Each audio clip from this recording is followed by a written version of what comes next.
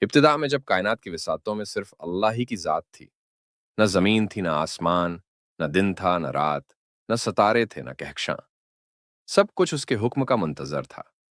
پھر اس نے اپنی قدرت سے زمین کو بچھایا، آسمان کو بلند کیا اور کہکشاؤں کو زینت بخشی۔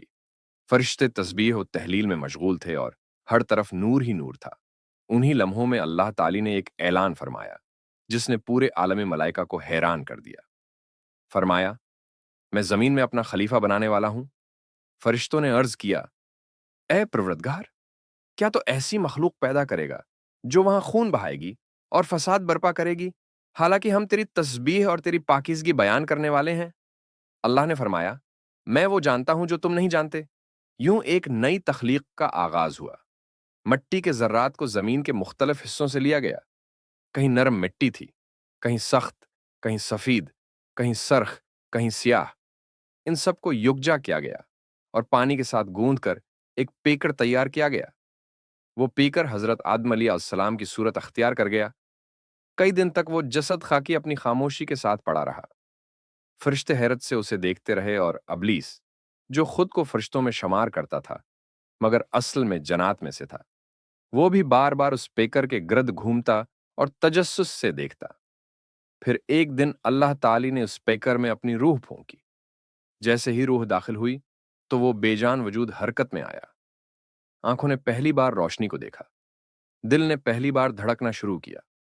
زبان پر سب سے پہلے جو الفاظ آئے وہ الحمدللہ تھے۔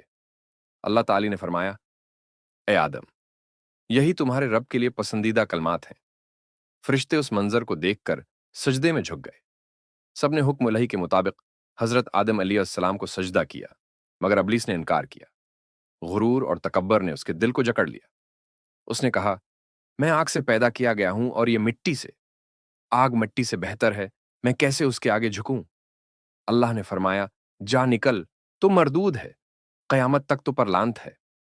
یوں ابلیس شیطان بن گیا اور اس نے عہد کیا کہ وہ آدم اور ان کی اولاد کو بہکائے گا اور گمراہی کی راہ پر ڈالے گا۔ اللہ تعالی نے حضرت آدم علیہ السلام کو جنت میں جگہ دی۔ وہاں نہ بھوک تھی، نہ پیاس، نہ دھوپ کی تپش تھی، نہ سردی کی شدت۔ ہر نعمت ان کے لیے میسر تھی۔ اللہ نے ان کے لیے حضرت ہوا کو بھی پیدا فرمایا تاکہ وہ ایک دوسرے کا سہارا اور سکون بنے۔ دونوں جنت میں خوشی خوشی رہنے لگے۔ اللہ نے ایک درخت کی طرف اشارہ کر کے فرمایا کہ اس کے قریب نہ جانا، باقی ہر چیز تمہارے لیے ہے۔ مگر شیطان خاموش کہاں بیٹھنے والا تھا۔ اس نے بار بار آ کر بہکایا۔ کبھی کہا کہ یہ درخت ہمیشہ کی زندگی کا راز ہے، کبھی کہا کہ اس کا پھل کھانے سے فرشتوں کی سی طاقت ملے گی۔ بالآخر حضرت آدم اور حضرت حوا نے اس پھل کو کھا لیا۔ جنت کی وہ لباس کی نعمت ان سے چھن گئی۔ انہیں اپنے جسم کو ڈھانپنے کے لیے پتے استعمال کرنے پڑے۔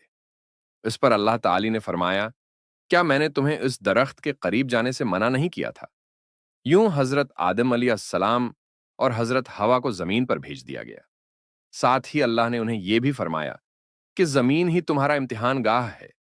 تم اور تمہاری نسلیں یہاں رہو گی، محنت کرو گی، آزمائشوں سے گزرو گی، لیکن جو میری ہدایت پر چلے گا وہ کامیاب ہوگا اور جو نافرمانی کرے گا وہ خسارے میں رہے گا۔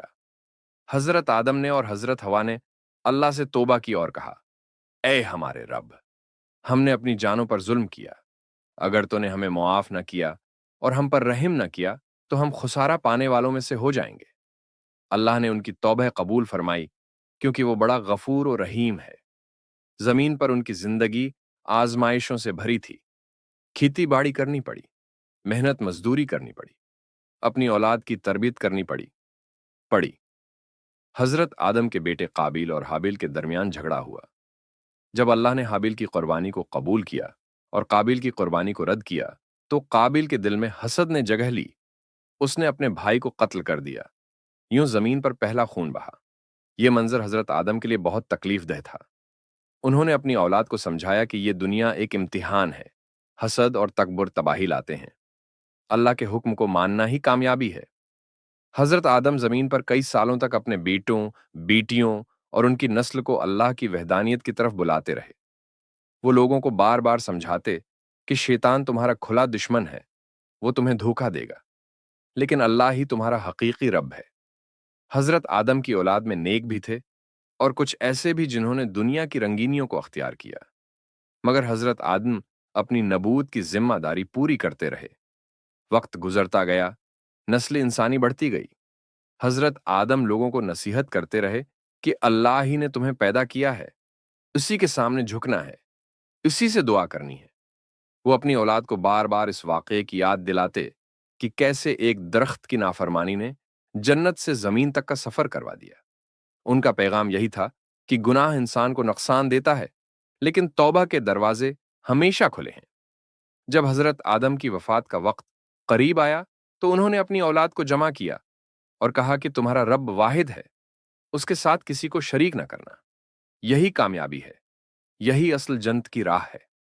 پھر اللہ کے حکم سے آپ کی روح قبض کی گئی۔ فرشتوں نے ان کے جنازے کی نماز پڑھائی اور انہیں زمین میں دفن کیا گیا۔ یوں سب سے پہلے نبی، سب سے پہلے انسان اور سب سے پہلے خلیفہ کی زندگی کا باب مکمل ہوا۔ یہ کہانی اپنے اندر بہت سے اسباق لیے ہوئے ہے۔ غرور اور تکبر شیطان کی راہ ہے، عاجزی اور توبہ اللہ کی رحمت کا دروازہ کھولتی ہے۔ دنیا کی زندگی ایک آزمائش ہے، اصل گھر آخرت کا ہے، اور سب سے بڑھ کر یہ کہ اللہ تعالی بڑا مہربان ہے، جو بھی خلوص دل سے پلٹ کر آئے وہ اسے معاف کر دیتا ہے۔